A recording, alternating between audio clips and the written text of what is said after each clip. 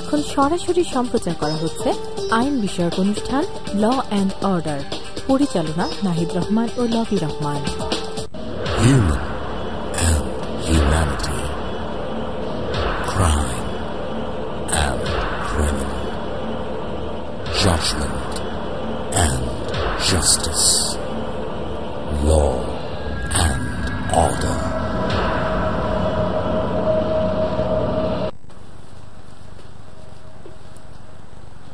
প্রিয় দর্শক, আপনাদের সকলকে সাদর আমন্ত্রণ জানাচ্ছি এটিএন বাংলার নিয়মিত আয়োজন আইন বিষয়ক অনুষ্ঠান ল অ্যান্ড অর্ডারে। সাথে আছি আমি অ্যাডভোকেট মাশরুফা হোসেন। আমাদের আজকের আলোচনার বিষয় নতুন ব্যবসায়িক উদ্যোগ বা বিনিয়োগের ক্ষেত্রে আইনগত করণীয় যে বিষয়গুলো রয়েছে সে বিষয় নিয়ে আজ আলোচনা করব ব্যারিস্টার জাওয়াদ কাদেরের সঙ্গে, advocate, supreme court of Bangladesh.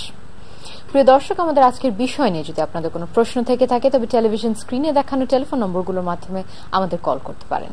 তবে যথাসময়ের মতো অনুরোধ করব বিষয় সংক্রান্ত প্রশ্ন আপনারা করে থাকবেন এবং প্রশ্ন করবার সময় আপনাদের টেলিভিশনের ভলিউমটি কমিয়ে রাখবেন। আপনাকে অসংখ্য ধন্যবাদ আমাদের স্টুডিওতে আসার জন্য। ধন্যবাদ আমাকে আমন্ত্রণ করার জন্য। আমার প্রথম প্রশ্ন আপনার কাছে সেটা হচ্ছে যে অ্যাকচুয়ালি যদি কেউ একজন নতুন উদ্যোক্তা কোনো বিনিয়োগ করতে চায় বা ব্যবসা করতে চায়, সেক্ষেত্রে দেখা যায় যে আমরা অনেক কিছু আইনগত বিষয় কিছু থেকে থাকে বা ফর্মালিটিস থেকে থাকে, যেগুলোর ব্যাপারে আমাদের দেশে দেখা যায় অনেক জনসাধারণ অনেকেই এই বিষয়গুলো থেকে দিয়ে অবগত নয়। তো আমাদের দর্শকদের উদ্দেশ্যে জানতে চাবো যে একজন যদি একটা নতুন ব্যবসা খুলতে চায় তাকে কি কি প্রকারের নিবন্ধন করতে হবে বা কি কি প্রকারের নিবন্ধন করা উচিত, যদি আমরা আইনি প্রক্রিয়াটার দিকে তাকাই আর কি। প্রশ্নটার জন্য ধন্যবাদ। আসলে এটা কি রকম ব্যবসা করা হবে এবং ব্যবসার সাবজেক্ট ম্যাটারটা কি সেটার উপর ডিপেন্ড করে এই প্রশ্নটার আমাকে উত্তর দিতে হবে। এখানে আসলে আমাদেরকে জানতে হবে যে ব্যবসার মানে কোন ব্যবসার জন্য কোনটা বেশি উপযুক্ত এবং কোন ব্যবসার জন্য কোনটা বেশি এফিশিয়েন্ট এবং ট্যাক্স এফিশিয়েন্টের মধ্যে আমরা ট্যাক্স এফিশিয়েন্সি জিনিসটাও আসলে একটু হাইলাইট করতে চাই। প্রধানত একটা ফর প্রফিট বিজনেসে আসলে তিন ভাবে করে আপনি সাজাতে পারেন। আচ্ছা, ফার্স্ট হলো গিয়ে as a sole proprietorship, second as a partnership and third as a company. আমি সবগুলাকে একবার করে একটু ব্যাখ্যা করব। সোল প্রোপ্রাইটারশিপ ব্যবসা হলো গিয়ে হচ্ছে আসলে সিঙ্গেল পারসন সেন্ট্রিক ব্যবসা। তো এইখানে এটা আসলে এক্সাম্পলস রেঞ্জ ফ্রম আমাদের রাস্তায় যে মুদির দোকান আমরা দেখি, সেরকম মুদির দোকানের থেকে all the way down to they are very big corporations actually or institutions which are 1% centric. এখানে ডিফাইনিং ক্যারেক্টারিস্টিকটা হলো গিয়ে যে ব্যক্তি এবং কোম্পানি এই দুইটার মধ্যে সত্তার কোনো পার্থক্য নাই, দুইটাই আসলে একই সত্তা এবং ব্যবসায়িক যে দেনা এবং ব্যবসায়িক যে লাভ সেটা হলো ওই ব্যক্তির দেনা এবং ব্যক্তির লাভ হিসেবে গণ্য করা হয়। পার্টনারশিপ ব্যবসা অন দি আদার হ্যান্ড হলো গিয়ে হচ্ছে requires as the name suggest more than 1%। So দুই বা তারও অধিক যদি কোনো ব্যক্তি সম্মিলিতভাবে যদি কোনো একটা ব্যবসা করতে চান সেই ক্ষেত্রে তারা পার্টনারশিপ ব্যবসা করতে পারে। পার্টনারশিপ ব্যবসারও কিন্তু আলাদা করে কোনো সত্তা নাই, কিন্তু ওই ব্যবসায়িক একটা নাম তারা আলাদাভাবে যদি রেজিস্ট্রেশন করে তাহলে আলাদাভাবে একটা নাম তারা ব্যবহার করে তারা ব্যবসাটা করতে পারে। আমরা অনেক ল ফার্ম দেখি, অনেক অ্যাকাউন্টিং ফার্মস দেখি এবং অনেক মানে যেগুলো প্রফেশন ভিত্তিক যেগুলো পেশা বা ব্যবসা, সেই ব্যবসাগুলোকে এইভাবে করে আসলে সাজানোর একটা প্রবণতা আমরা লক্ষ্য করি। আর লাস্টলি হলো গিয়ে হচ্ছে যেটা আসলে স্কেলিং এর জন্য খুবই it's the preferred vehicle which is a company. একটা কোম্পানি কিন্তু আলাদা একটা সত্তা হিসাবে পরিচিত হয় মানে আইনের চোখে গণ্য করা হয়। It is a separate legal entity. এটার মানে হলো গিয়ে হচ্ছে আমি যদি কোনো একটা কোম্পানির শেয়ার হোল্ডার হই তাহলে সেই ক্ষেত্রে কোম্পানিটাকে আলাদা একটা ব্যক্তি এবং আমাকে আলাদা একটা ব্যক্তি হিসেবে গণ্য করা হবে। সো এখানে দুইটা সত্তার কিন্তু পার্থক্যটা আছে। সো কোম্পানির দেনা কিন্তু আমার দেনা না, আমার দেনা আবার কোম্পানির। আবার ফেরত আসছি কারণ এখানে একটা ডিটেইলে বোঝার ব্যাপার রয়েছে। আমাদের টেলিফোন রয়েছে। জি জি, হ্যালো। আসসালামু আলাইকুম। ওয়া আলাইকুম আসসালাম। আমি গাইবান্ধা থেকে আদিল বলছিলাম। জি প্লিজ বলুন। আমার প্রশ্ন হচ্ছে আমি গত 1 মাস থেকে ল্যাপটপ এবং ডেস্কটপ কম্পিউটারের বিজনেস শুরু করছি। এখানে আমাদের পুরাতন এবং নতুন 2 ধরনেরই ল্যাপটপ এবং ডেস্কটপ আমরা সেল করে থাকি। আমার বাসা হচ্ছে গাইবান্ধা সদরে, আমার ব্যবসা প্রতিষ্ঠান সদরে। আমি অন্যান্য উপজেলাগুলোতে বিভিন্ন রকম ল্যাপটপ মেলা দেই, তারপর ডেস্কটপ মেলা সিস্টেমে আমি ল্যাপটপ এবং ডেস্কটপ সেল করে থাকি। আচ্ছা, প্রশ্নটা শোনা গেল না, কেটে গেছে। তো যেটা বলছিলেন যে কোম্পানি ফরমেশন, এখন কোম্পানির যেহেতু এটার আলাদা একটা আইনি সত্তা আছে, সেহেতু কোম্পানির দেনা এবং কোম্পানির যা liabilities and assets every other thing concerned with the company, সেটা কিন্তু কোম্পানির নিজস্ব। সেটা কিন্তু কোম্পানির যারা ওনার এবং যারা মালিক অথবা শেয়ার হোল্ডার অথবা ডিরেক্টর, তাদের থেকে কিন্তু সম্পূর্ণভাবে আলাদা। সো আসলে কোন ব্যবসা করতে একজন ব্যক্তি কোন ব্যবসা করবে, সেই ব্যবসাটা নেচার অফ দ্য বিজনেস, এই ব্যবসাটা কি খুব বড় করে করতে চান না ছোট পরিসরে করতে চান, সেটার উপর ডিপেন্ড করে আমাকে এই অ্যাডভাইসটা দিতে হয়। কিন্তু সবারই জেনে রাখা ভালো এই পৃথকীকরণগুলো। রাইট। তো একটা ব্যবসা প্রতিষ্ঠা করার সময় ন্যূনতম কি কি নিবন্ধন নেওয়ার প্রয়োজন বা প্রয়োজন আছে কি? এটাও এগেন আবার সেই ব্যবসার মানে আপনি কি কোম্পানি হিসাবে করবেন না সোল প্রপার্টনারশিপ বা পার্টনারশিপ, এটা কিভাবে করে করবেন সেটার উপর ডিপেন্ড করে। But at the very minimum all businesses তাদের একটা ট্রেড লাইসেন্স লাগবে। রাইট। এখন ট্রেড লাইসেন্স জিনিসটা কি? ট্রেড লাইসেন্স হলো গিয়ে আপনার ব্যবসা যেখানে অবস্থিত, সেই অবস্থান যেই লোকাল মিউনিসিপাল কর্পোরেশন অথবা পৌরসভা বা ইউনিয়ন পরিষদের আন্ডারে পরিচালিত হচ্ছে, সেইখান থেকে আপনার একটা পারমিশন লাগবে আর কি, মানে ট্রেডিং করার একটা পারমিশন লাগবে। সেটাকে বলা হয় একটা ট্রেড লাইসেন্স। তো এখন সোল প্রোপ্রাইটারশিপের ক্ষেত্রে আপনার খালি এইটাই লাগবে। পরবর্তীতে অবশ্যই ব্যক্তির জন্য নিজের একটা টিন সার্টিফিকেট লাগবে। টিন সার্টিফিকেট মানে হলো গিয়ে তার আয়কর দেওয়ার জন্য আর কি একটা নিবন্ধন লাগবে, এবং ভ্যাট দেওয়ার জন্য যে ভ্যাট নিবন্ধনটা লাগবে। পার্টনারশিপের ক্ষেত্রেও প্রত্যেকটা পার্টনারের বা অংশীদারের নিজস্ব টিন লাগবে, এবং বাট পার্টনারশিপ কনসার্নের পুরাটার বেসিসে একটা ভ্যাট সার্টিফিকেট লাগবে। আচ্ছা, একটা কোম্পানির ক্ষেত্রে আপনার একটা ট্রেড লাইসেন্স তো লাগবেই, কোম্পানিটাকে নিবন্ধন করা লাগবে, কোম্পানির নিজস্ব আয়কর লাগবে, কোম্পানির নিজস্ব ভ্যাট সার্টিফিকেট লাগবে। কোম্পানির ওনারের টিন নাম্বার আছে তাই বলে যে কোম্পানির টিন নাম্বার লাগবে না তা কিন্তু না। আমরা যেটা বলেছিলাম একটু আগে, দুইটা আলাদা আলাদা মানুষ হিসেবে আইনের চোখে গণ্য করা হবে। রাইট। তো এই যে নিবন্ধনগুলো করতে চাইলে অ্যাকচুয়ালি কিভাবে করতে হয়, মানে কিভাবে সংগ্রহ করা প্রয়োজন, মানে আমি বলতে চাচ্ছিলাম যে পুরো প্রসিজারটার ব্যাপারে যদি একটা আইডিয়া দিতেন আমাদের দর্শকদের। আচ্ছা, প্রসিজার তো এখানে আসলে কি নিবন্ধন চাওয়া হচ্ছে সেটার উপর মানে ভিন্ন ভিন্ন প্রসিজার আর কি অনুসরণ করা লাগে। ট্রেড লাইসেন্সের ক্ষেত্রে আপনার এক একটা নিবন্ধন, আসলে এক একটা নিবন্ধনের জন্য আপনার সরকারের এক একটা ডিপার্টমেন্ট বা এক একটা দপ্তর দায়ী থাকে। সেই দায়ী দপ্তরের কাছে গিয়ে নিবন্ধনটা চেতে হয়। ওই দায়ী দপ্তরের অধীনে নিজস্ব যে তার যে রুলস এবং অনুসরণীয় পদ্ধতি, সেই পদ্ধতিগুলা অনুসরণ করতে হয়। আপনার টিন সার্টিফিকেটের জন্য অ্যাজ আই সেড, ঢাকার মধ্যে যদি কেউ থাকেন বা চিটাগং বা রাজশাহীর মধ্যে যদি কেউ থাকেন, ঢাকা সিটি কর্পোরেশন নর্থ বা south, Chittagong city corporation, Rajshahi city corporation, তারপরে এদের কাছে গিয়ে টিন সার্টিফিকেট ওদের ফর্ম আছে, আপনি ফর্মটা ফিল আপ করে আপনার একটা মনে হয় ফিস দিতে হয়, সেই ফিসটা দিয়ে আপনাকে বেসিক্যালি নিবন্ধনটা নিতে হয়। তারপর আবার বাৎসরিক হারে হলো গিয়ে আবার এটা নবায়ন করতে হয়। তো এটা ডিফার্স ফ্রম। তারপরে টিনের জন্য হলো গিয়ে হচ্ছে আপনার এনবিআর, ভ্যাটের জন্য এনবিআর, কিন্তু ভ্যাটের জন্য আলাদা অফিস আছে এনবিআর এর আর কি। রাইট। তো ব্যবসা ক্ষেত্রে কর আইনের প্রয়োগটা কতটুকু, এবং মানে করের দায়ভার সর্বনিম্ন পর্যায়ে রাখার জন্য ব্যবসায়িক নিবন্ধনে কি কি করণীয় হয়ে থাকে? আচ্ছা, খুবই ইন্টারেস্টিং কোয়েশ্চেন, কারণ আমরা অনেক ক্ষেত্রেই এই বিষয়টাকে আসলে মাথায় রাখি না। আমাদের ব্যবসাটা যখন প্রথমে শুরুতে সাজাই, এখানে ব্যবসাটাকে সাজানোর একটা বিষয় আমাদেরকে মানে এখানে লক্ষণীয় আর কি। কারণ দুটো জিনিস কিন্তু খুবই ইন্টারলিঙ্কড। আমাদেরকে মাথায় রাখতে হবে যে যেহেতু একটা স্বত্বাধিকারী প্রতিষ্ঠান বা সোল প্রোপ্রাইটারশিপ অর্গানাইজেশন অথবা অংশীদারি প্রতিষ্ঠান, পার্টনারশিপ অর্গানাইজেশন, এগুলার আলাদা কোনো সত্তা নাই। এগুলার জন্য কিন্তু আপনার আলাদা করে কোনো আয়কর দিতে হচ্ছে না।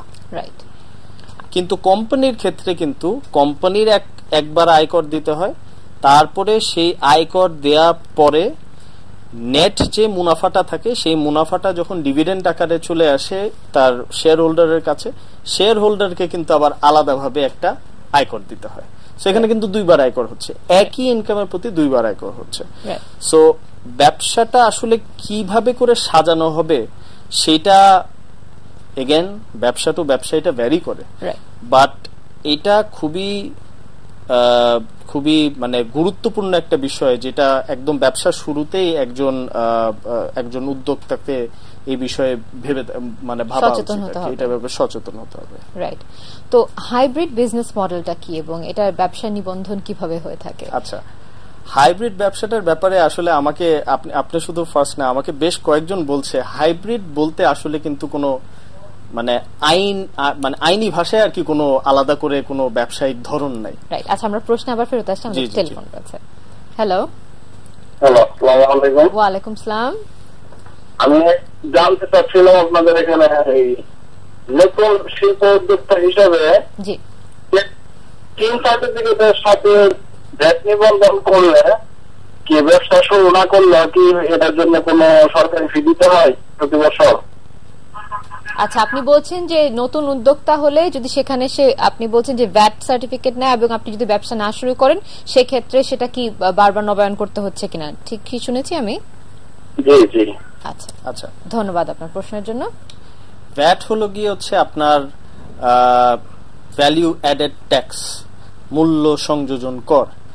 তার মানে আপনি একটা সেবা বা পণ্য যখন সরবরাহ করবেন সেই সরবরাহের প্রতি আপনি যতটুকু মূল্য আসলে সেখানে মানে যোগ করছেন সেই মূল্যটার উপর একটা পার্সেন্টেজ হিসেবে এটা ভ্যাট নেওয়া হয়। এখানে আইনটা বেশ জটিল, কিন্তু আমি সহজ করে যদি বলতে চাই, আপনার যদি কোনো ব্যবসায়িক কার্যক্রম না থাকে সেই ক্ষেত্রে আপনাকে কোনো ভ্যাট দিতে হবে না।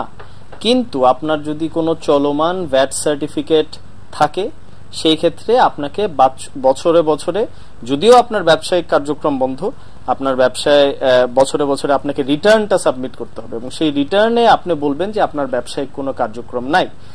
কিন্তু আমার কাছে যদি কোনো মক্কেল হিসেবে উনি যদি আসেন, আমি ওনাকে পরামর্শ দিব যে আপনার যদি ব্যবসায়িক কার্যক্রম কোনো দীর্ঘ সময়ের জন্য মানে বন্ধ থাকে সেই ক্ষেত্রে আপনাকে আসলে আপনি একটা দরখাস্ত করে আপনি ভ্যাট সার্টিফিকেটটা আপনি মানে ক্যান্সেল বা টার্মিনেশন করে দিতে পারবেন আর কি। রাইট, ওটা যদি ডিপেন্ডিং অন সার্কামস্ট্যান্স। আমাদের আরো একটা ফোন রয়েছে। হ্যালো, সরি লাইনটা কেটে গেছে। তো যে বিষয় নিয়ে আমরা আলোচনা করছিলাম যে একটা হাইব্রিড বিজনেস মডেলটা অ্যাকচুয়ালি কি? হাইব্রিড বিজনেসটা যেটা আমি বলছিলাম যে এটার ব্যাপারে আমি রিসেন্টলি অনেক শুনছি, কিন্তু হাইব্রিডটা বলতে আসলে আইনের চোখে ওরকম আলাদা করে কোনো বিজনেস মানে ব্যবসায়িক ধরন না। রাইট। কিন্তু হাইব্রিড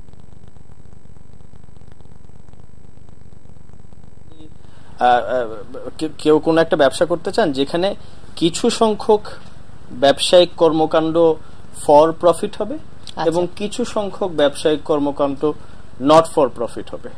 তো একই প্রতিষ্ঠান আসলে ফর প্রফিট অথবা নট ফর প্রফিট দুইটা একসাথে ওরকম ভাবে হতে পারে না।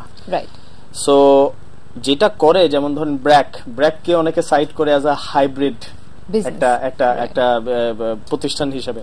ব্র্যাক কিন্তু আসলে একটা সোসাইটিজ রেজিস্ট্রেশন অ্যাক্টের আন্ডারে নিবন্ধিত একটা সোসাইটি, সেটা কিন্তু আসলে নট ফর প্রফিট একটা অর্গানাইজেশন। এটার কিন্তু কোনো মালিক নাই, এইটা কিন্তু কোনো ডিভিডেন্ড দিতে পারে না তার মালিকদেরকে বা তার শেয়ার হোল্ডারদেরকে, এখানে কোনো শেয়ার হোল্ডার নাই।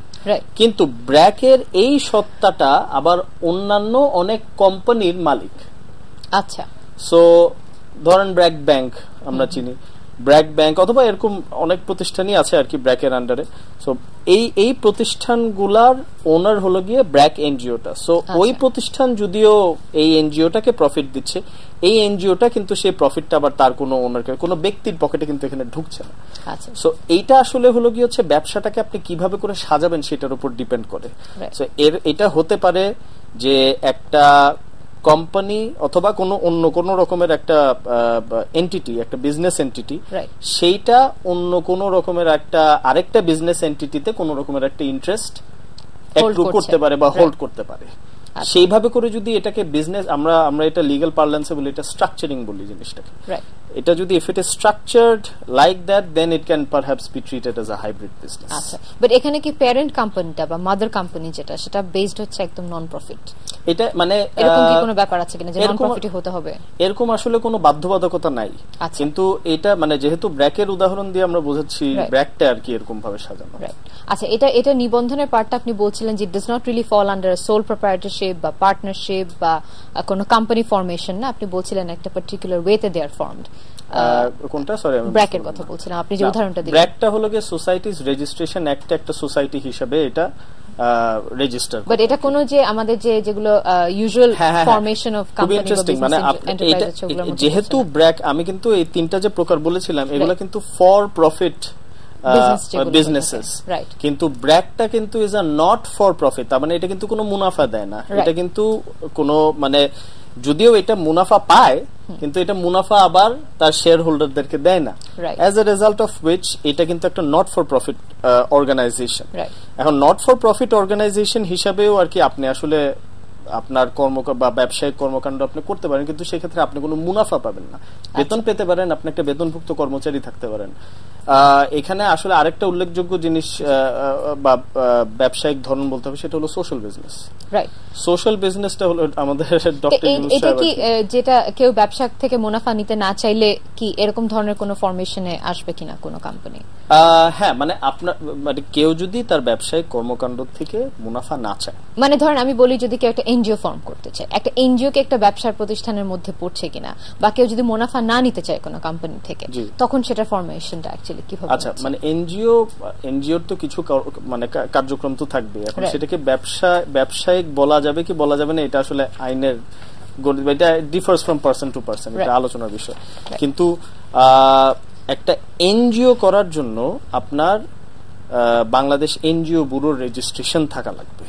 এনজিও ব্যুরো বলতে সরকারের আলাদা একটা দপ্তর আছে, সেই দপ্তরের আন্ডারে আপনার নিবন্ধন থাকতে লাগবে। এনজিও ব্যুরোর রেজিস্ট্রেশনটা দিয়ে আপনি বিদেশ থেকে বৈদেশিক ডোনেশন আপনি পেতে পারবেন, এছাড়া আপনি কোনো বৈদেশিক ডোনেশন আপনি পেতে পারবেন না। বাট আপনার এনজিও নিবন্ধন করার জন্য আপনার the entity must be not for profit. So not for profit এন্টিটির আসলে বেশ কয়েকটা রকম ফের আছে। একটা হলো আমরা যেটা ডিসকাস করলাম ব্র্যাকের ক্ষেত্রে সোসাইটিজ রেজিস্ট্রেশন অ্যাক্টের আন্ডারে সোসাইটি হিসাবে, অথবা অনেক ক্ষেত্রে ট্রাস্ট হয়, মানে trust under the trust act. So অথবা আপনার 28 ধারার কোম্পানি আমরা যেগুলোকে বলি আর কি, 28 ধারার কোম্পানি মানে হলো কি হচ্ছে কোম্পানিজ আইনের 28 ধারার আন্ডারে নিবন্ধিত কিছু কোম্পানি আছে যেটা কোম্পানির মতোই এটা register of joint stock companies and firms এ এটা রেজিস্টার্ড, কিন্তু এখানে লিমিটেড শব্দটা ব্যবহার হয় না আর কি। আচ্ছা, বাট এগুলা হলো কি হচ্ছে different types of not for profit trust বা সোশ্যাল যেটা বলছিলেন। আচ্ছা, তো একটা সামাজিক ব্যবসা বা সোশ্যাল বিজনেসটা কি এবং এটার জন্য কি প্রকারের নিবন্ধন দরকার? সামাজিক ব্যবসাটা আসলে এই জিনিসটা মোটামুটি নিউ একটা concept, it's been propagated by doctor Yunus. তো সামাজিক ব্যবসাটা কিন্তু হচ্ছে আসলে আমাদের দেশের আইনি অবকাঠামোর মধ্যে এটার আলাদা করে কোনো নিবন্ধনের সুযোগ নাই। এটাকে নিবন্ধন করতে হবে আমি যেই প্রকারগুলো বলেছিলাম সেভাবে করে। তো the preferred way of registering this is আপনি একটা কোম্পানি করবেন, ফর প্রফিট কোম্পানি, যেখানে একজন ইনভেস্টর সে একটা সার্টেন অ্যামাউন্ট একটা ইনভেস্ট করবে এই ব্যবসা পরিচালনা করার জন্য, কিন্তু সে ইনভেস্টটা করবে এই শর্তে যে কোম্পানি তার মুনাফা থেকে ততটুকু পরিমাণ ওই ইনভেস্টেড পরিমাণ টাকাটা আবার ওনাকে ফেরত দিয়ে দিবেন। আচ্ছা, এর থেকে বেশি উনি ডিভিডেন্ড পেতে পারবেন না, এবং কোম্পানিটার একটা মানে কার্যক্রমের একটা সামাজিক আঙ্গিক থাকতে হবে। There has to be a social object to the business আর কি। তো এইটা আসলে এটার আইনের চোখে এটা আলাদা করে দেখার কোনো সুযোগ নেই। এটাকে মানে এটা আপনার বেসিক্যালি শেয়ার হোল্ডারদের মধ্যে একটা কন্ট্রাক্ট করে বা কোম্পানির ডকুমেন্টস গুলা শেয়ার হোল্ডাররা যেভাবে করে এগ্রি করেন সেই টার্মস এন্ড কন্ডিশনস গুলার এগ্রি মানে ওইটা যেভাবে ওইটা সেট করে তারপরে আপনাকে ডিসাইড করতে হবে যে এই কোম্পানিটা আসলে কোনো মুনাফা দিবে না, রাইট, একটা সার্টেন অ্যামাউন্ট যে ইনভেস্টেড যে অ্যামাউন্টটা সেই অ্যামাউন্টটা ফেরত পাওয়ার পরে, রাইট। আমাদের আরো একটা টেলিফোন রয়েছে। হ্যালো, আসসালামু আলাইকুম। ওয়ালাইকুম আসসালাম। আমার একটা সিম ছিল, জি, সিমটা তুলে অন্য জায়গায় বিক্রি করে দেয়, কিন্তু আমি অনেক সিম তোলার ক্ষেত্রে অনেক বলি, কিন্তু আপনার গ্রামীণ টেলিকম আর কি, মানে গ্রামীণ ব্যাংকের আর কি, কিন্তু সিমটা অনেক হাই লেভেলে কথা বলি, কিন্তু তারা কোনো মতে দিতে চায় না। আমার প্রমাণ সত্য থাকাও সিমটা কিভাবে ওনারা বিক্রি করে দেয়? মানে আমি সিমটা ব্যবহার করছিলাম, হঠাৎ করে রিপ্লেস করে বিক্রি করে দেয়, কি হবে? জি, আমরা প্রশ্নটা ঠিক বুঝতে পারছি না, আপনি আবার একটু খুলে বলবেন। মানে আমার একটা গ্রামীণ ফোনের সিম ছিল, গ্রামীণ ব্যাংকের আর কি। আচ্ছা, গ্রামীণ ব্যাংকের না গ্রামীণ ফোনের? গ্রামীণ ফোনের না ব্যাংকের? গ্রামীণ ব্যাংকের আর কি, গ্রামীণ টেলিকম আর কি।